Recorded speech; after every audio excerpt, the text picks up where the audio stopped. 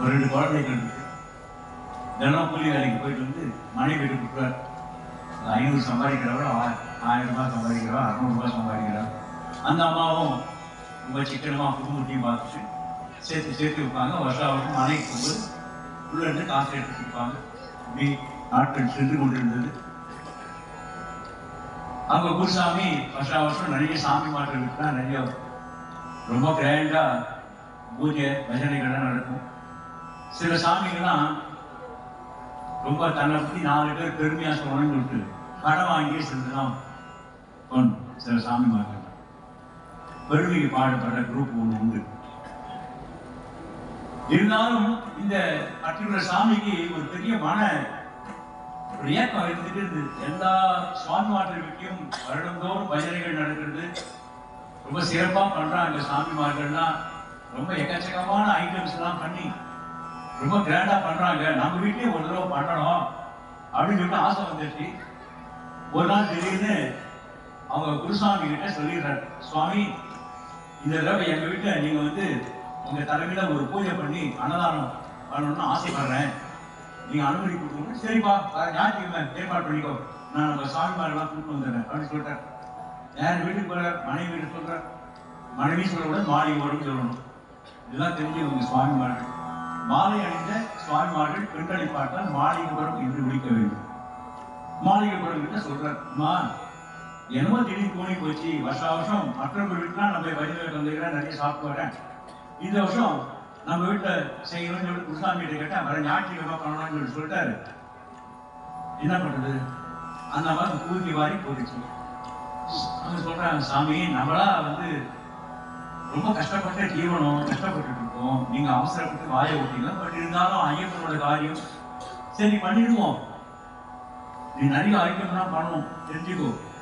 எல்லா வீட்லையும் 10 item 12 item பண்றாங்க. போட்டு சில பேர் 16 ஐட்டம் எங்க வீட்டுல அப்படிலாம் இல்ல. நீங்க கவலைப்படாதீங்க, எல்லாம் ஏற்பாடு பண்ணி அந்த நாளும் வந்தது.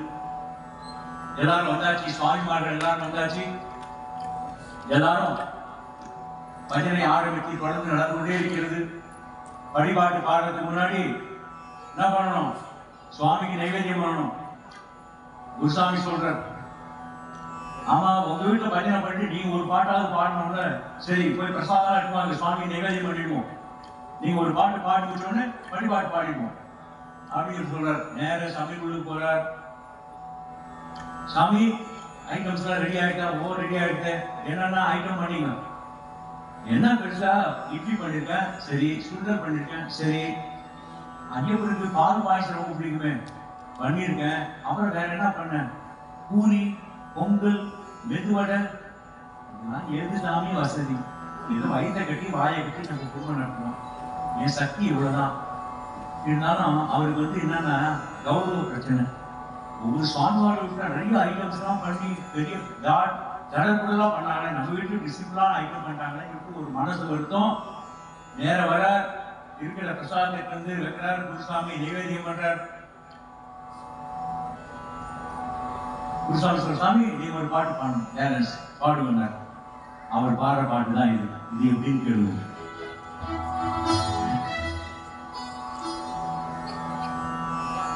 Two, 1, 2, 3, 2.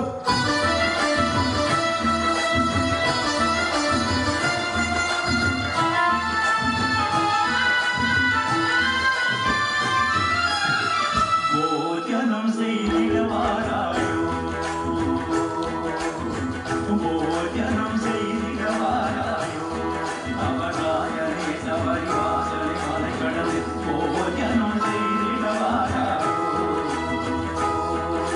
சுவாமி மாரணத்து மன்னனான பூவில் போஜனம் செய்திடவாராயோ. சுவாமி சரணம் ஐயப்பா, மரணம் மரணம் ஐயப்பா, சுவாமி சரணம் ஐயப்பா, மரணம் மரணம் ஐயப்பா, சரணம் ஐயப்பா, மரணம் மரணம் ஐயப்பா.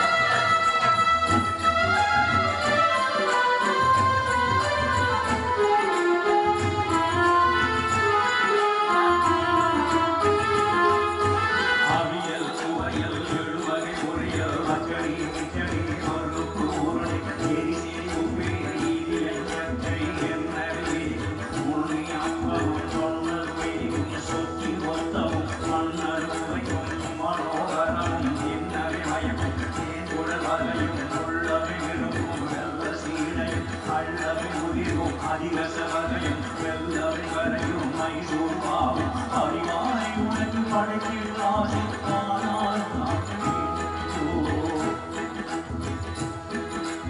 ஏதோ முடிந்ததை உபக்கரித்தோ நாங்கள் ஏதோ முடிந்ததை உபக்கரித்தோ கப்பல் கூறி சென்றது போல் வருவாயே பகவானே அண்ணன் உண்டு அன்பை எழுதி தருவாயே ஐயப்பா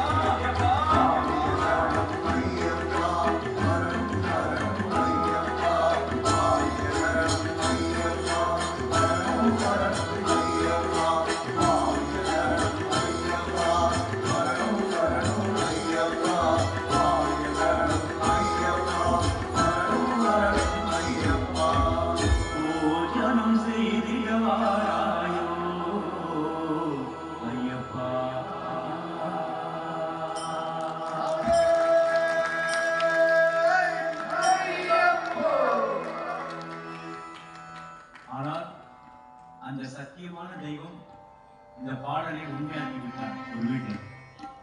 ஒரு வீட்டு சத்தியமா நான் வந்து ரீல் விடணும் உங்ககிட்ட போய் சொல்லணும்னு எனக்கு அவசியமே கிடையாது. கும்பகோணத்துல இருந்து இதே நடக்குது ஒரு வீட்டு. சுவாமி ஐயப்ப சாமி படம் முழுக்க அப்படியே பாயசமா சந்தனத்தை எடுத்து எப்படி ஸ்ப்ரே பண்ணுவோம், அப்படியே கையில எடுத்து அப்படி எப்படி பண்ணுவோமே, ஃபுல்லா படம் முழுக்க பால் பாயசமாக இருந்தது ஒரு வீட்டுல. இந்த பாடல்னால அந்த சாமியை ரொம்ப ரொம்ப ஏழைதான். அந்த வீட்டுல இதே மாதிரிதான் நடந்தது. அந்த கதையை தான் அவங்களுக்கு சொன்னாங்க. அதில் சுவாமி ஐயப்பன் இருக்காரு குழந்தை சத்திய தெய்வம். நம்ம உண்மையாக நேசித்து சரணடைந்தால் நிச்சயமா நம்மளை அரவணைத்து கொண்டிருக்கு. இன்னைக்கு அந்த சாமி அந்த ஏழை ஒரு 15 வருஷத்துக்கு முன்னாடி, ஒரு 12-13 வருஷத்துக்கு முன்னாடி, இன்னைக்கு ரொம்ப நல்லா இருக்காரு. 4 கார் ஓடுது, 4 டூரிஸ்ட் கார் ஓடுது. அவர் பேரும் மணிகண்டன் தான் பேர். வேலையில் இருந்தாரு. இந்த பாடல் வெளியாகி அடுத்த வருஷம் பஜனை எல்லா இடத்துல பாடுறாரு. இந்த பஜனையும் இந்த பாட்டு இதே மாதிரி பாடுறாரு. அவங்க வீட்டில் நடந்த உண்மை சம்பவத்தை தான் உங்களுக்கு தனியாக சொன்னேன். அடுத்த பாடல் சபை சுவாமிமார்களின் தேசிய கீத பாடல் இது.